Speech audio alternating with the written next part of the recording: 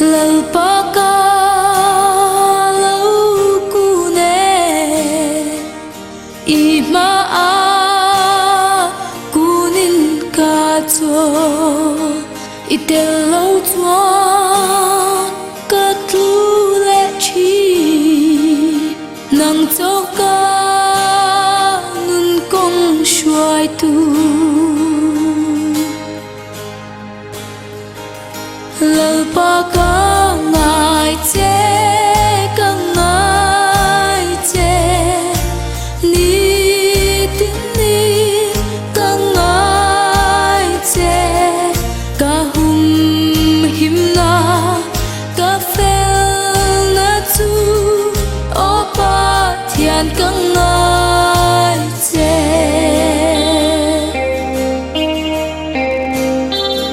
swal thu ka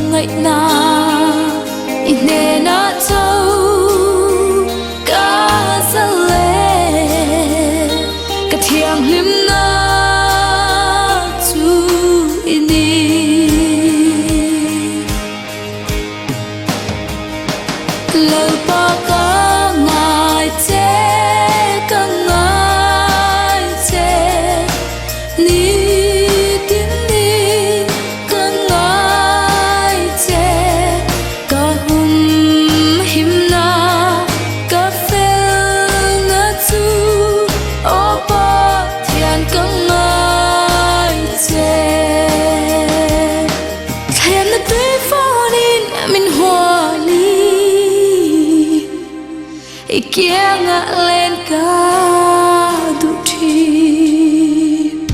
cất sắc lo viên lâu ba cái rin xa bê xây lệ ca đâm tham lâu ba ca ngài chế ca ngài chế ni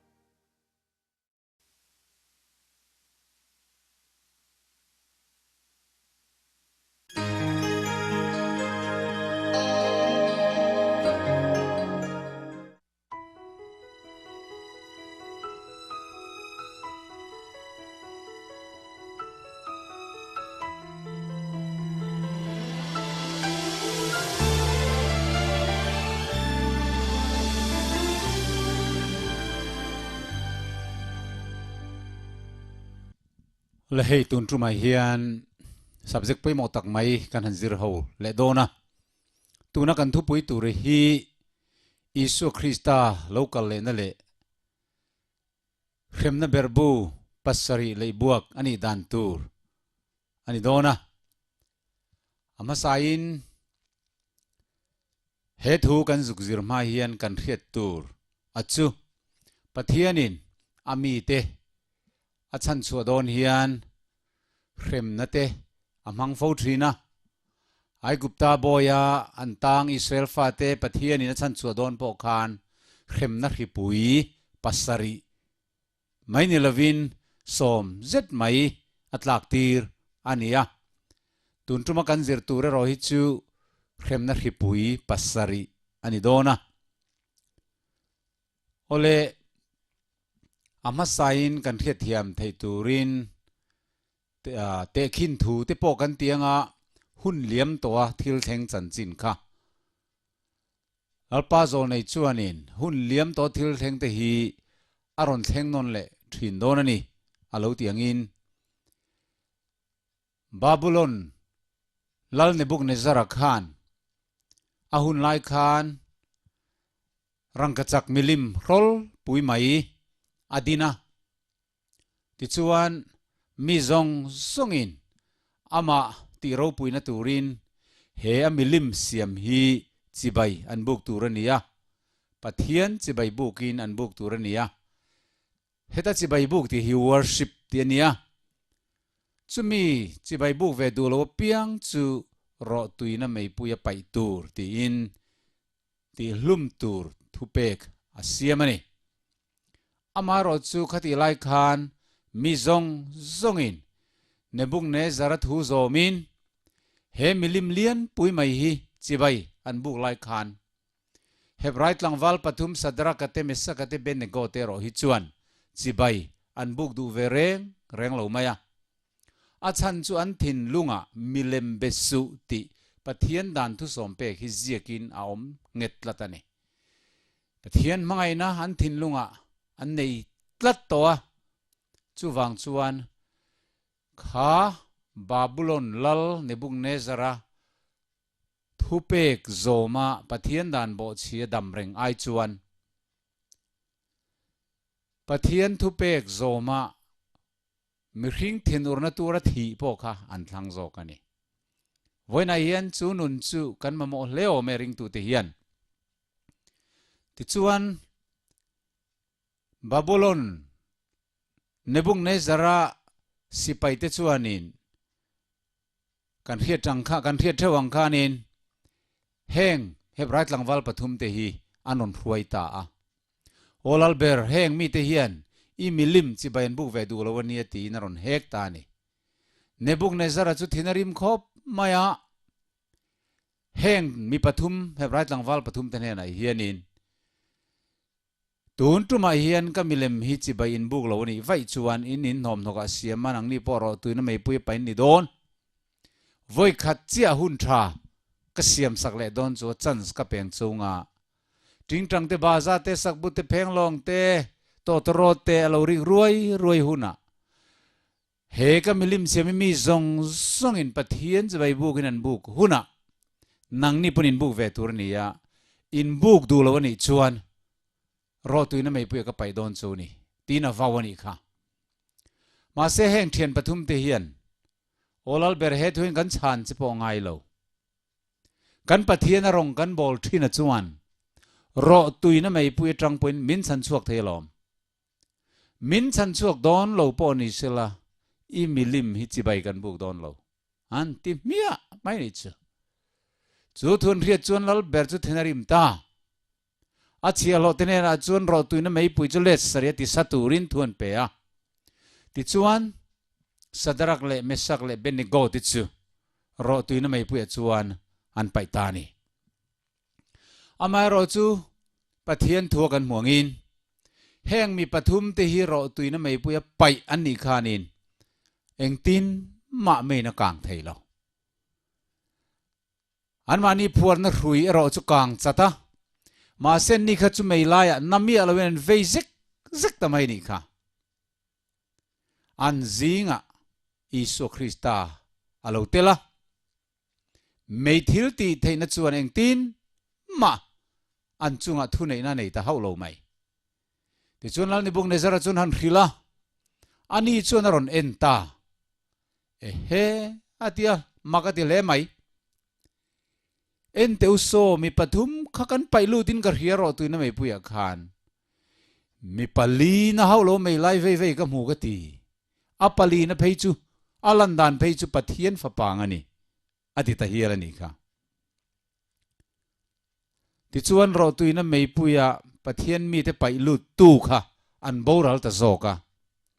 an payate kha ro chu chan chua an ni ta ni chu tiang bok chuan kan ma loka hian milem biak tir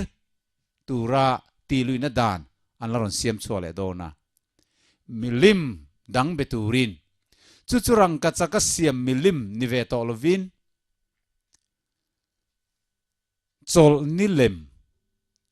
pathian thu som pe ka chol ni tak tak ni lo a an pui a lem chol kar khatani ma saber ni khatna ser turin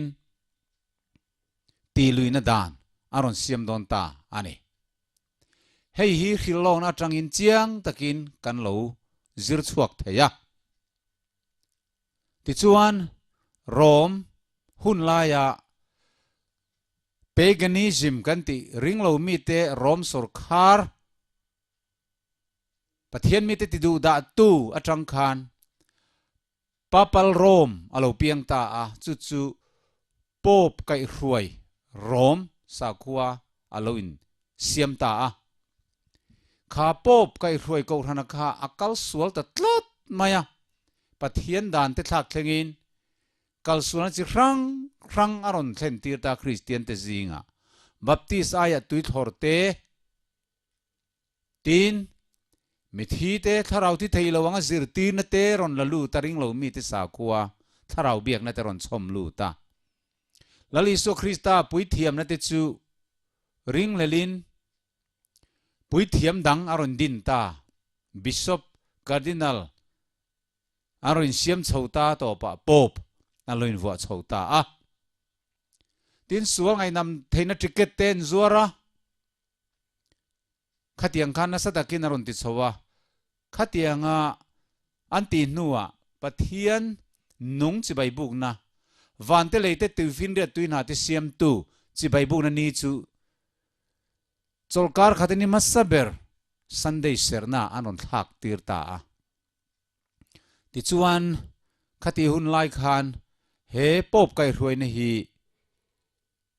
sakol dan bo chepa thu nei na lo lan na ni nge yan thria da wangin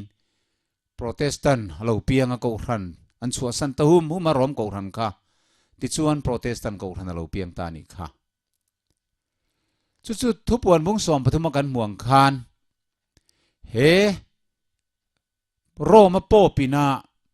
sunday ser du lo tu te ti du da vak vaka ti lumang chia khan kan ma lo ka hianin sunday ser luitina dan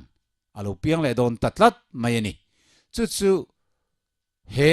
pop kai ruai roman catholic thu nei na le america sarkar le protestant thu nei na tang ho chuanin america ma tangin sunday law aron bua sai don ta ni chu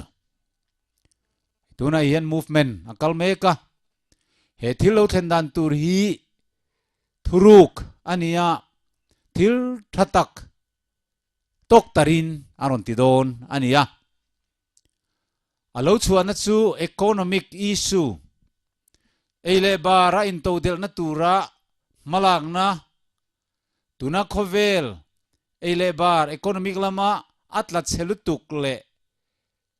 he america ina le lo ban selutuk ta te hi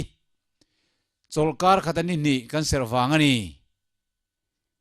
chu wangin cholkar khata bible angin niruk na kan thok to turania nikhat chau holiday kan nei turani chumia tan chuan sunday hi ser tai langin mi zong zongin adang zonga hi chuan na thok vekila ti chuan eile bara kain to del choleng economic alo tha choleng ti ngai tuana lo piang ta tu na hianin ari chu thale maya adum hleni amero che yaruk takin dan bo chian thuruk setana thil ruaman alo ni dai sia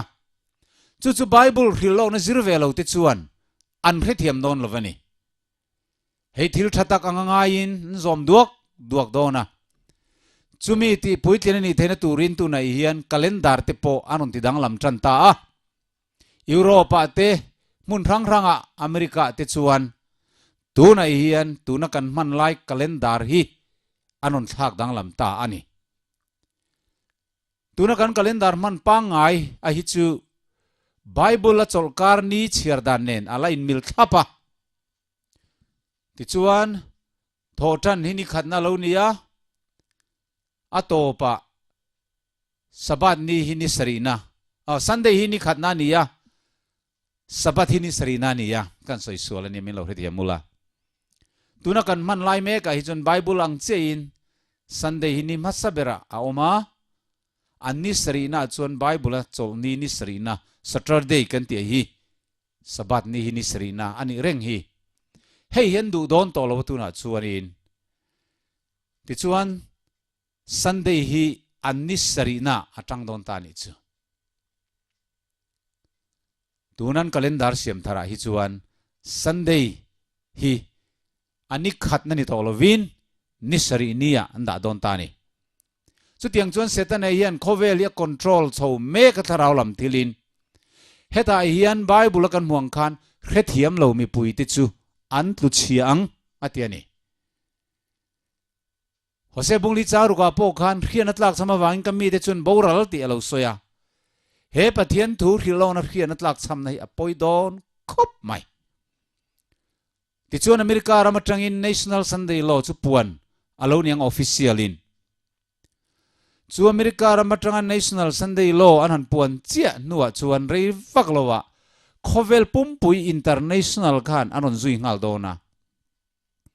ti chuan he Sunday ni hen tu ma na tho oi ani don to lova chu mai ni lovin in khom vek turania pathian bi na worship na ni man turani anti don ta ni chu ti lai tak chuan in pathian mi te chuan Daniel hun lai ang chia khan an pom ve thei don lo Iswar hiati na thu pom tu te le pathian thu pek te zom tu te an zela chuan tina pathian dani zom thei lo pathian thu pek kan zom thei lo tin tam takin soi thin ma se khovelom tira ta voini thleng hian chuan tina thutlung lui hun atangin thutlung tharun thlengin pathian in mirinom tlem ten puan te tibol lo puan varsin anei zelani pathian dan thu pek te zoma Iswar hiati na thu pom tu te chel tak an zel thu kan mu ni helai po hian pathian mirinom te chuan chol ni lem mi zong zong in an ser lai hian kan ser ve du don talawani chu ta chia mai chuanin sarkar le ko ran in zom khom tang rual chuan sa kho tang rual chuan mi ko yanga min ngai do na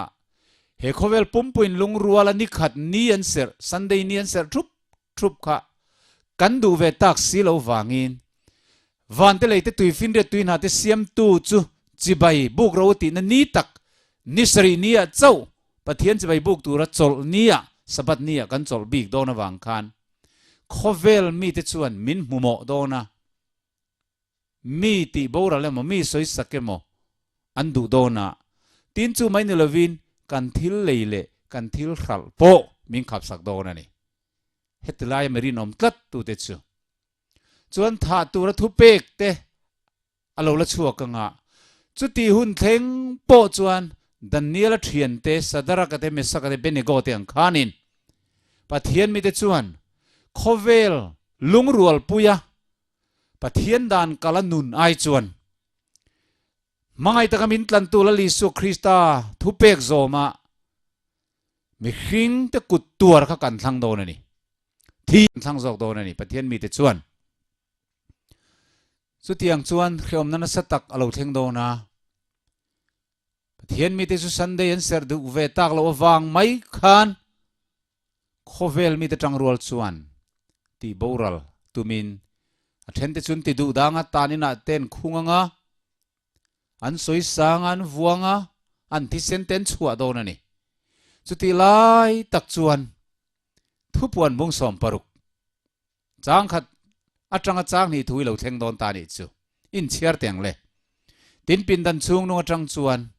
oring takin van tir ko pasri ten na chuan kalula pathian thin urna berbu te chu le ya le boro ati ka hria tin ama sa ber chu kala a berbu chu le ya a le bua a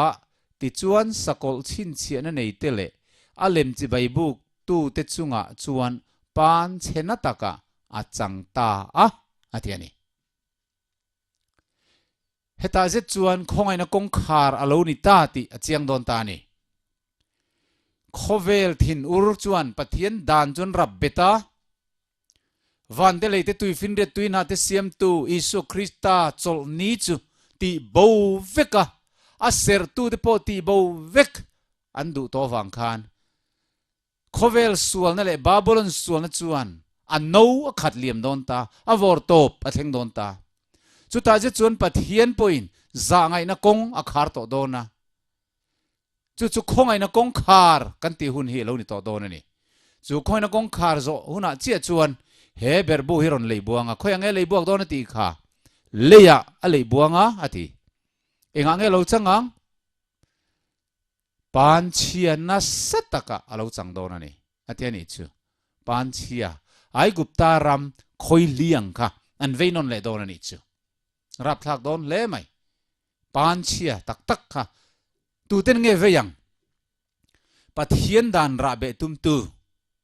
pathian chol ni thiang lim siam tu pathian je hor khiat reng na le chi bai bu na ti bo tu ma hemin ni fang sunday ni biak na ni sunday khovela ti lar tum tu ti kha sakol le anung zui tu te an lo ni to do na chung mi te chunga chuan pan chian satak a thleng do na ni chang thum na lowen le tai langin thu bon bung som paruka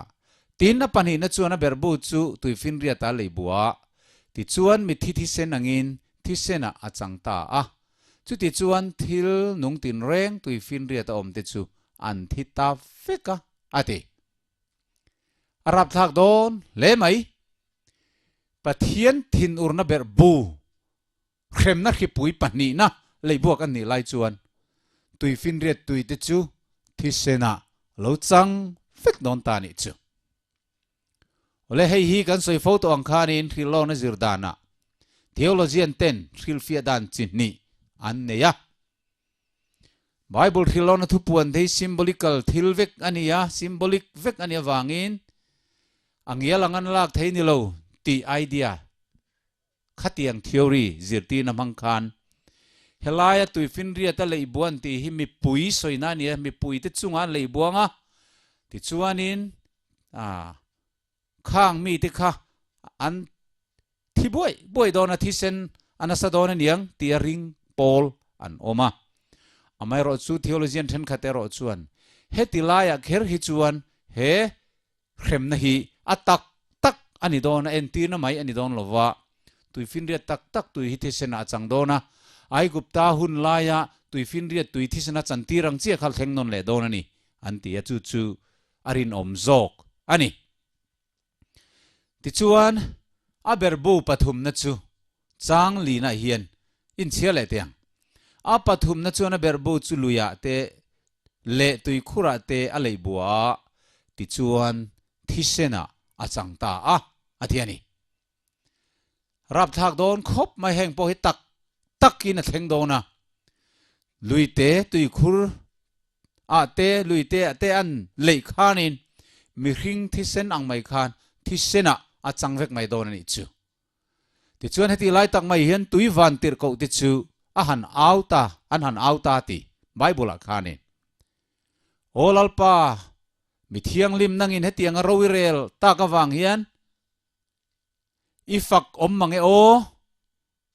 an ni chuan mi thiang lim te thisen an chua nangin in tur thisen ve ki han pethung hi intla kan ni nang mi thiang lim te anga rowirel awang hian kan fak che ni ti in tuiwan tir ko te chuan pathian chu an fak don ani amalok khan sunday an ser du lo awangin chol ni lem an ser ve du lo wangin pathian mi te chu heng mi pui tang rual te hian sa khoin zom khom tele sorkhar tang rual te hian an lo ti du da towa an thi senten lo chua tanina terip chunga te khungin khom tak nan lo soi sa to ni ma se ta yen pathian chan chun ro pui takaron thleng ve don ta thi sen vek in turin pathianin an bua sai sak don ta ani chu ti chuan a pali na chuan a berbu ni a han lei buati ni chu mi hing te emmu turin thil ti theina pek alo ni ta ni chu le tam takin lo sadon ta ni chu ta hian sakolelem chbai buk tu te zong zong mai chu sat takin ni khian a han hem u tanga leite po ro charanga ram te hi kang khuvung vung inarin omani te rumo an ud riam ruam mai don ani chu rap tha khopang heti lai a hianin pathian mi te chol ni lem serve du lova siam tu pathian zeho chi baibu na nidik ta ka chol ho te ro kha chu an rinom na chulal pan angai sanga hetiang hriom na kara poa chel takati po huama at huan pom ngam wang khan he khem na khipui la ka hen lalpan ahum him dona heng hi churing lo mi pathian thu zom lo mi pathian dan bo chhe te chunga chau he khipui hi chu asur don atheng don ani ti chuan ni chuan satak main mi te chu ahan em ud nuwa chuanin apangana chuanin aberbu chu sakol lal thut pha alei buanga ti chuna ram chu lo thim ta veka an na ta wang in an le an sia an na te len pan te wangin van pathian chun soi chia an thil ti ten sim chuang lo ati he sakol lal thut thleng po pro rel na le thu nei na zong song mai a berbu pangana lei bu kan ni lai hian ram chin zong song le thu nei na pompui zong zong om na chu ai gupta hun laya lalpan ai gupta mitom na ti thimang mai khan thim na rap thak lutuk mai churon thenti dona ni ki a bo don ta ni chu ni pon eng nei don to lo reng chu wang chuan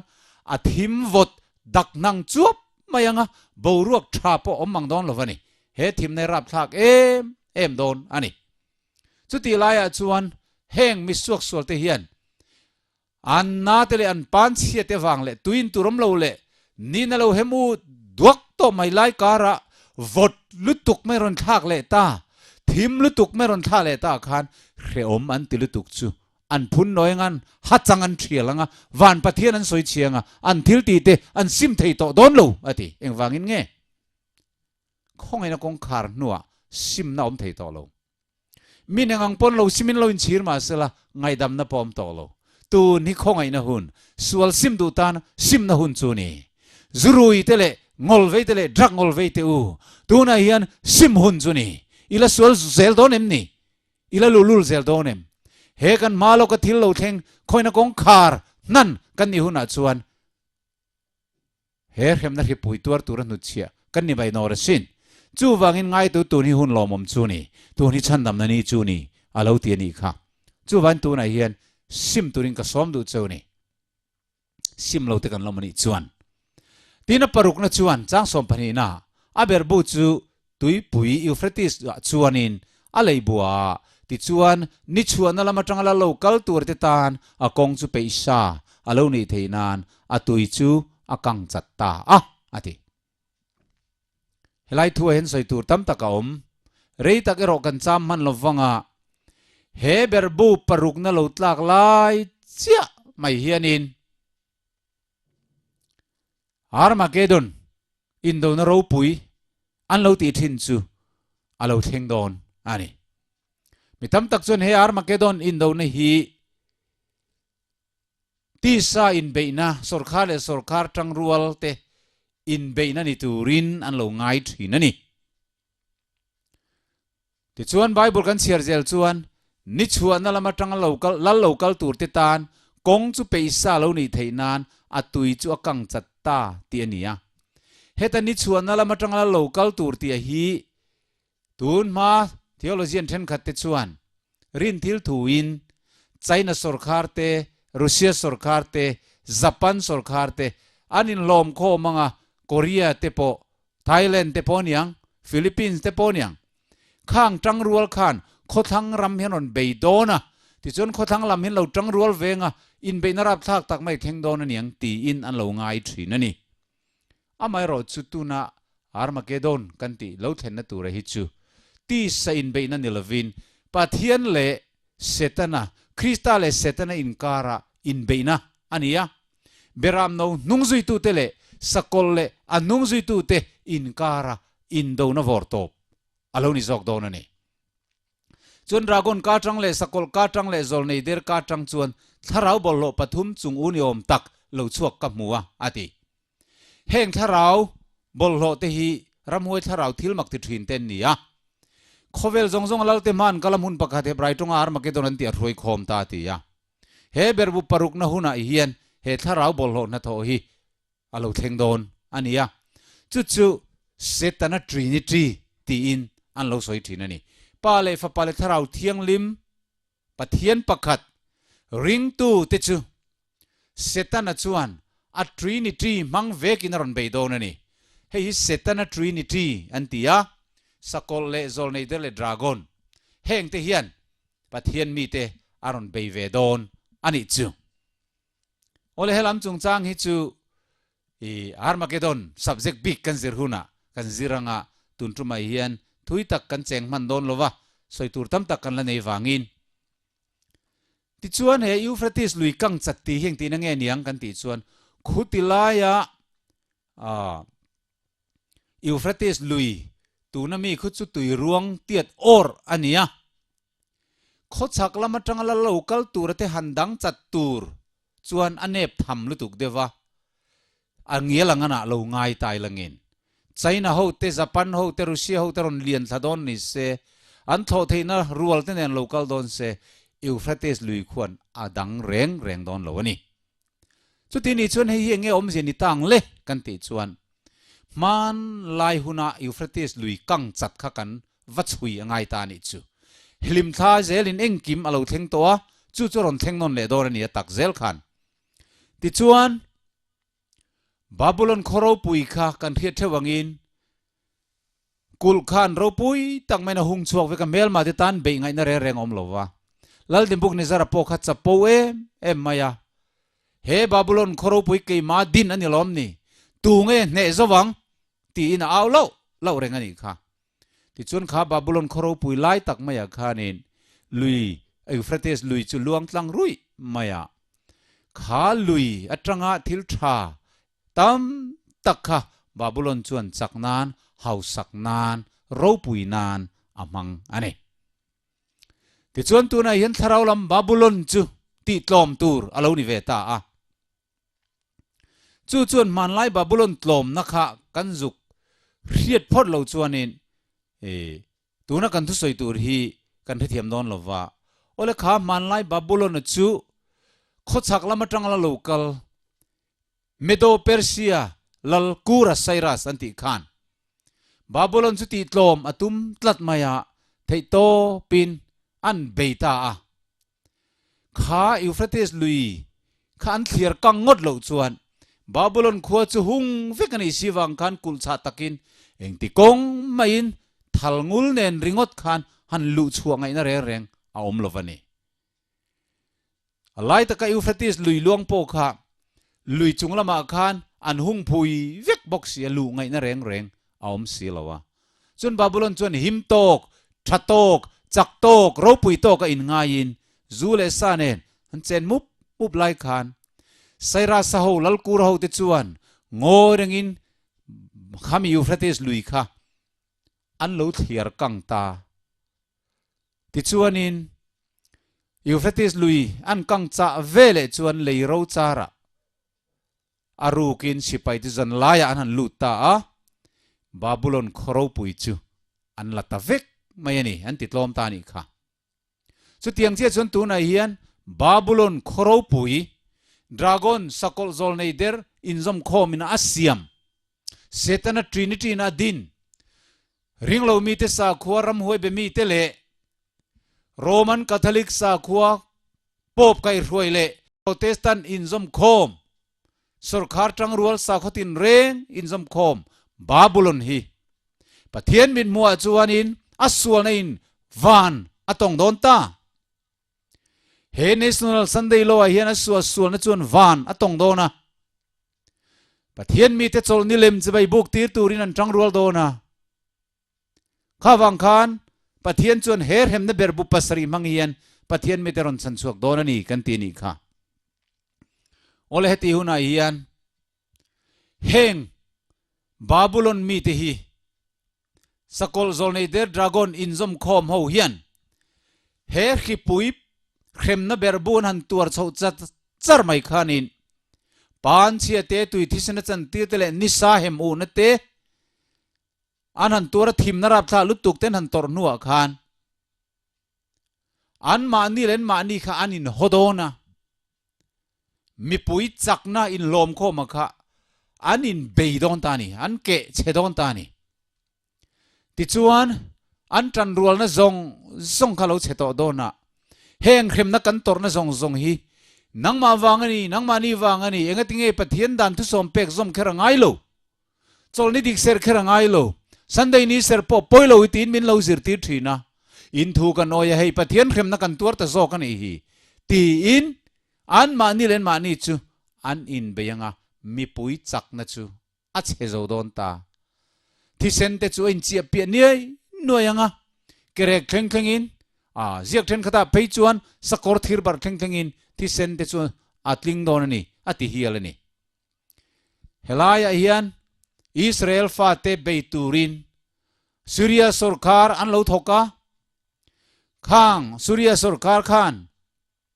Israel fa ten va be don zan khan tolai lirte nen ro pui takin sakor te nen an ral thuam fam kim nen Israel fa te chuan lau le mai ma selal pa chuan khang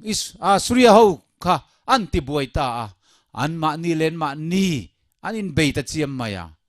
ti chuan an tlan chian tlom ta Israel mi pui chulal panado sakani he Armageddon khemna berbu pasari hi beram nole anung zui tu tele sakol le anung zui tu te in beina ani don wangin pathian chuan he sakol nung zui tu te hi an ma ni len ma ni ain be tir dona ti chuan pathian mi te chulal panado sakanga eng ma min ti thei don lo min ti boral fek an tum lai takin heng tuar na le khrom na kan chung lo theng khrem na ki pui pasari kan chung le buak alo ni na chan hi heng mitlem te pathian dan zom tu at sabat ni thiang lim ser lui tlat tu te wang ani ti in pathian mi te chu min ti boral tu min han be don anga an khan dai chu bu polang mai lo ni to don eng tin ma min ti theina nei don to lo ani chu chuti lai tak chuan a berbu pasari na chuan a berbu chon lei venga vantir ko pasari na chuanin boruaka aron lei bodon ta ni chu ti chuan pindan chung nunga tang chuan al thut pha tang na kin ta tin oring tak alo chuaka nga kol phe te khopuiri te alo manga lir po na satakin alo ngingang ati he berbu pasarian tlak chia mai hianin kol alo phe wo wa tre ka lo tlat bum umang khopui lo ri duranga thipui vir ve da lo thokanga thiar kar te chu soni no manga khopui tin chim rumanga tiang chuanin chhum te chu lo let butanga real te an lo tlanga pathian thinur na wangin heng real talent luka rit lo tla te hian sakol le nung zui tu te chu aron deng sok to mai don ani chu ti lai tak mai chuan ani Babylon chu tlom don ta he khoro pui chu mun thuma thenin om ta ati chu sakole zol nei derle dragon khang ho kha anin zom thei to lon ke dar vek don Euphrates lui chu lo kang chat don ta mi puin lom khom sakol thu nei na chu alo che chat zo don ta chu ti lai tak chu na nge lo thengang khochak lama tangin kutum tiani om tak mai chum alo langanga mi felte chuan an lo thiranga pathian fapa le anung zui tu vantir ko rualte an lo ni lali so Krista chu mi te chan chuak turin zan lai taka lo theng don ta ni ti kha an mu thiam don ani chu chuta chuan au thom ro pui tak alo rianga mi suak sual te ro chu mi ni hian hlavin an tlan chianga ti chuan lir lo nginga khopui te lo chim rum dona tlang te chu chim rumanga luang thi chem ngi nang main tlang te chu phelop lopanga lungpui chu in vordar chumanga ropui na chim bal hual velin nun nalal chu zayon min du lo kha thilti thinalal thut thenga ropui le thianglim zawmin namtin reng te min mun lo kal to donani he ni hin ring tu tenan nga le em chu o ani hi kan ngak renga ami chandam na chong kan limin kan lo mang tin lo au do na mi suak sual te ro chimini hian lawin an khuranga an om ten chu manga mual tele tlang ke lungpui phel da rem rum tele tlang chim rum hena chuan dil na an hlan don tlang te u min del ro lungpui te u min del ro khai mual te u min khu ro khai beram no thin no chu lo theng ta tu nge mo ding zong le tin an om an chu manga lawin an kim ki don ani heta zet chuan pathian dan thu som pek poisalova van te le te tui fin riat tui na te siam tu chi bai buk na worship na ni thiang lim thu som pe ka chol ni sabat thiang lim ra be lo poizia te an ri chuak to dona thil siam mai pathian ku chuak pathian po ni lei lo ni biak na ni choi moya ti ro pui tu ma setanan ma lo lak na zong zong hi eng ma lo mai alo ni ti an ri chiang don ta chu Isu Krista mel ro pui tak mai alo lan huna chuan chum chunga trang khian au rol ro pui tak mai chu alo ri don ani thupon bung thum a bung kha chang sria khanin ngai to ni chu chum ten en chun alo kal do ne mitin reng ren muanga a chun tu te ngei po khan khowela nam zong zong in ama an tra bukang ani amen tin alo soya Hei so Krista lo kalen ni rap thak tak mai phu balak ni ni ya mana kha chuan nau se nangin Bethlehem lo pianga Calvary cross an chedong an kheng betani nima sela tun tuma lo kal tur hi zong chu tiang ni don to lo lal telal ho tu ti na puan ale mal puya horob lian puina zia kanga le khathiam lo zong zong punan chiar thei toang a mel chu chung lai ni ai na ron eng to zok dona ro pui rap thak takin thua min mitin reng in an mu dona ni ana ka chun tu te ngei po chu he Krista ro pui ta ka van chum te ne lo kal lai mel muturing kai tho an ni don mathai bung som ni pali chang som thuma mi ring fa pai til ti theina le ro pui na na satak nen van chum chung alo kal an muang ati he atak takin he hurai hian alo theng don ani Thessalonica zia ka khan lalpa ngei chu au thom nen van tir ko chung nung bero nen pathian to tro ri nen van atangin alo chuk don si a ati kha atakin heta hian alo theng don tam chuan van tir ko chiar sen lo te chuan tiale makan muang hian anon zui koi thangoi anga mo nei tu chalo theng ta amuak turin lo chuak ro le tin au thom ro pui tak alo ri anga chung to to rod van tir ko to rod ri le pathian fa pa o khia piang mai chu an mo thil na tha na tang chuan an lo tho do na ni ti chuan in hemini hianin mathai bung som ni pali chang som thum bakata soyang khanin avan tir ko te chu to rod ri na satak nen atir chhuwa kang an ni chuan a than ti chu kol kil liata van to patanga van top le lam thlengin an lor khomang ati hemi tak mai himi thiang lim lor ni chu ani van tir ko chiar sen lo te chu tiang hian an lo chuk thanga kol kil to patangin kol kil top thlengin khovel mun tina pathian mirin om sakol lem chi bai buk ve du lo chol ni lem ser ve du lo khovel van tlang mi puir rual rem ve du lo huai sen taka Krista lalet sandam tu pom mun tina mi ti kha van tir ko te chuan anon lam khom don ani chon pathian fa pa o rol ro pui tak mai chuan vai vu tom teu harro u tinan ko wanga chu vele chuanin he pathian fa pa o hian khovelan thang kwal rui lai chuan hetial lema kan muang hianin mi thiang lim thi to te chu tha na tangin an mu thil na vai vu ta tang chuan an lo tho don ani chu chatuan thile ngai to lovin van taksa puin an lo thowanga a Peter putar teng te po chu wang lai nun aron nei lenga an la din reng lai hin Peter to teng te po kha hetiam mit khap kar zeu chung hian an taksa ti danglam alo nianga van taksa ropui tak mai chu an lo puto don ani hemi hun hini ring tu masaten an lo nga em chu o tholen in ropui ti nan he tu ti an lo ko thin he Krista lo kalen ni hian ama kanali son zon bunga chang somni priya soyang khanin chuti huna chun thanom zong zong on rianga an lo chuak don ani ti heta hian thole na panni atheng don toy ten han soilok ka duwa Isu Krista lo kal ni hian chandam tur thito te chau kha an tho don ani misual chandam lo tur thito te kha chu an tho ve don lo chu kum sang ro rel kan zir huna chiang zokin kan la soyanga ti chuan he mini hian vai vuta rei tak thana lo muhil to zong te kha an lo thole dona nau pang te pon lo tho leng chan dam tur te chu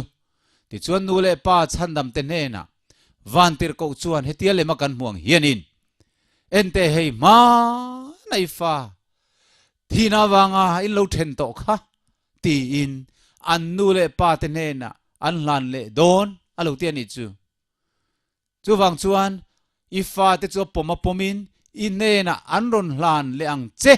ti in zol nei sayan lo soi bok ani ole nung dama lo om te ne na enge thleng veang khai so krista ro pui ta ka local nia khan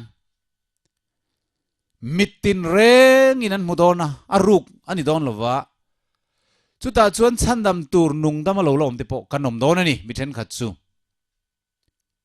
tin mi sok sual te po iso krista local anung chunga mutu nung dama mutu anom bok dona ti chuan chandam tur te po anung chunga iso krista local muphak kanom don bok ani chung ten na chuan engting e polan alo soi chung mi te chan chin chu Thessalonica thon khat bungli chang sompruk som pasri kha nin lo en lok tiang chu min huwa chuan keini nunga lola om rengate hi lal borua ka lalpa muak turin anma ni rualin chum zinga te khian lak chhovin kan omang chuti chuan lalpa ne na kum khuwa in kan om toang alo tia iso krista kha ro pui tang local don lalpa ngei chu out home nen van tir ko chung nung ber o nen pathian to tro ri nen van atang lo chuk don sia atiani ti chuan krista ring tu thi to te kha an ron tho ma sa anga atiani chu mi nuwa chuan aron ti ta ni hi tu na kan chiar chia kha chung mi thiang lim thi to te an ron tho vele chu mi an ron tho le nuwa chuanin keini nung dama lo la om kan ni kha chuan nung dama lo lam zong te kha mit khap kar lawa ti danglam kan ni anga khang chan dam tur mi thi thole te nen khan a rualin rual rualin van chum zinga lak chho kan ni to do ne atiani chu hei hi kan chan dam na vor top lo thlen hun tur chu ni thina wanga thianin then to te kanin to khom lenga thina wanga chung kwa lo in then to te kha he minia hian kanin to khom leang chan dam tur te kan chung kwa kan lo ni poin a kimin kanin to khomanga amai ro chu kan chung kwa chan dam lo tur te romani ro chuan he mini hian kan kim don lo ani chu ti chuan chung kwa in sui finalim om tak alo thenganga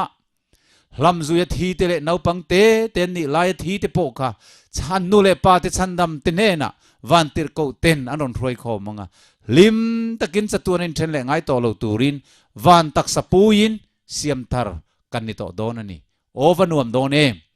hei hian ni thole na chan chin bible lo soi chu ti chuan bible na soyang khan chung mi thi thole chan dam tur te le nung dama lo la om chan dam tur te chu arualin van chum zinga borua ka lalpa tok turin lak chhovin kan omang alo tia chu tak takin kan thleng don ani hetiang hian ha lovin chaw lovin tuna lema kan muang mai hianin chandam te zong chu van borua ka lali so krista min tan tu tok turin kan chho to don ani awan limom don em hemini hiani ne na vor top kan chan hun tur sual ram huait lom nani chandam fa te kan zale na hun tur chu hemini hian mi chinni inang lo tak kan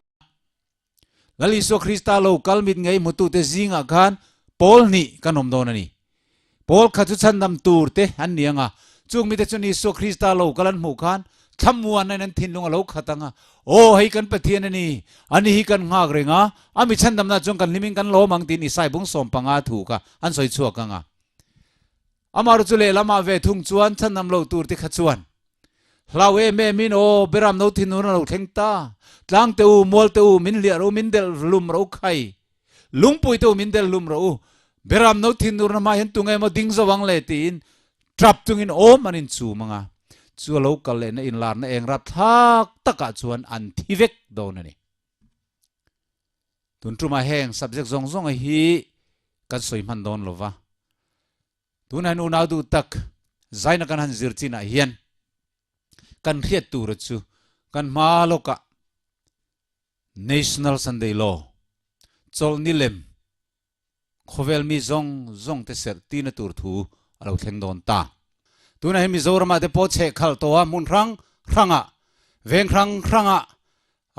association rang tele we me tele ko ran ten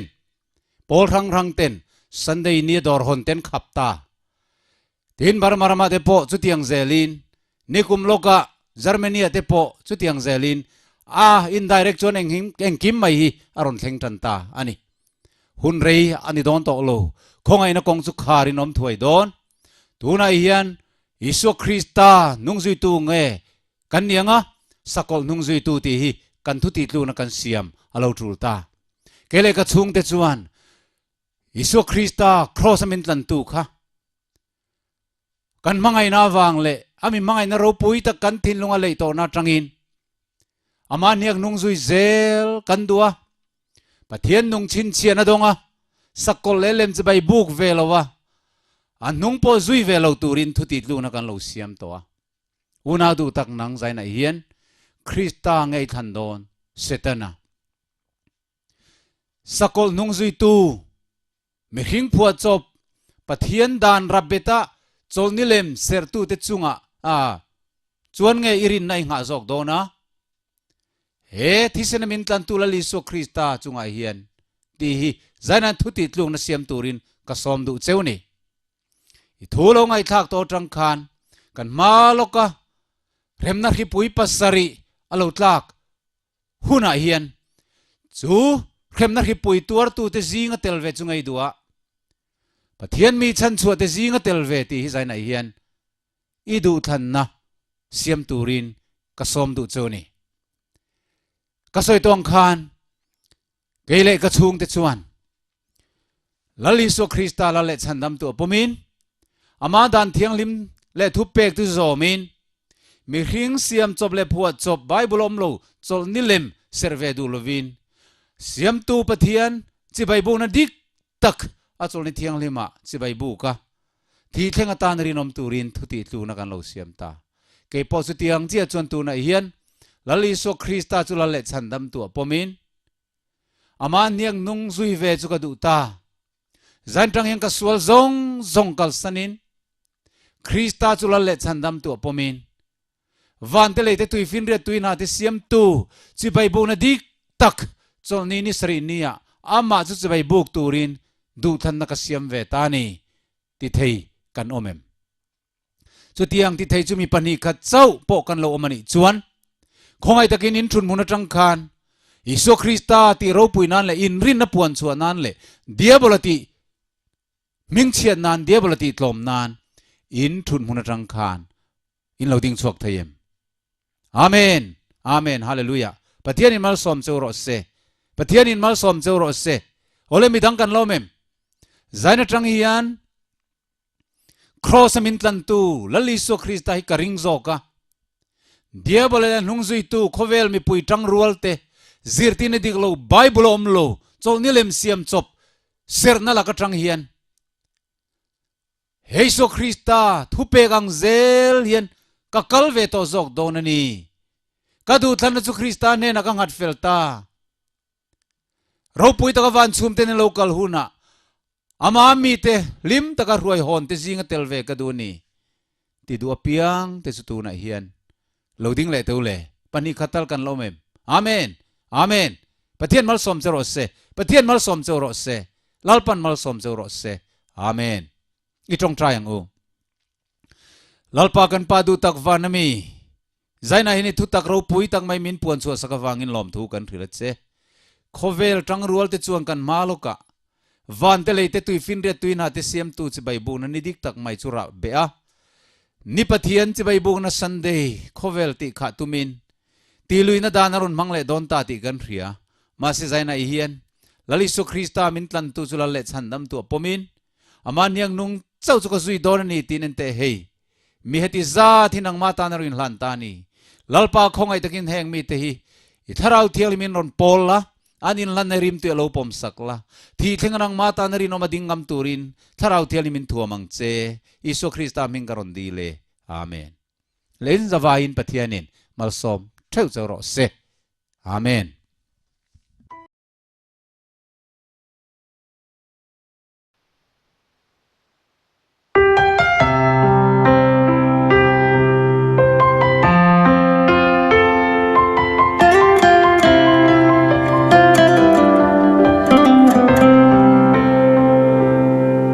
lali swallow kal na ni chu anai to eme mitinte in bay ahun ta e chiat na chi tin reng te lo thengi anai ta a local na ni chu chin chia na chi tin reng te chu an lo thleng fam ki ma lir te hingin tui po a phona ni le tha te chu lo dang lami vana si te an lo tla in pe khoi ro a hun ta e a lo ka na ni su bo ro ka ama mo tu ri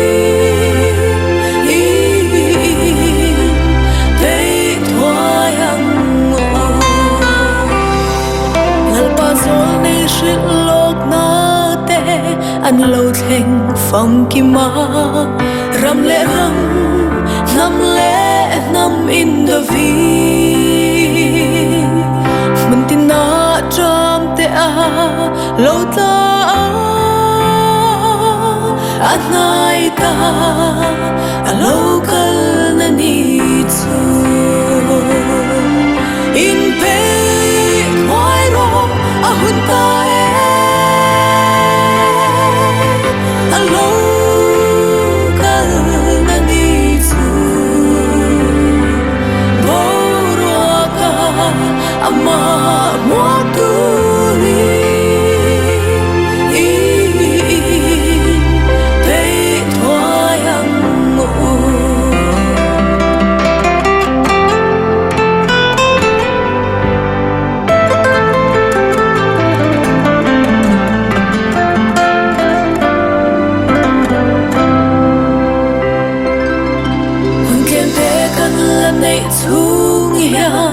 i thok chuak thuayang u mi tam ta kong bo vin an long chan sin cha chungai an ru me shil tu ri i thok chuak thuayang u in pe thuai ro a hun ta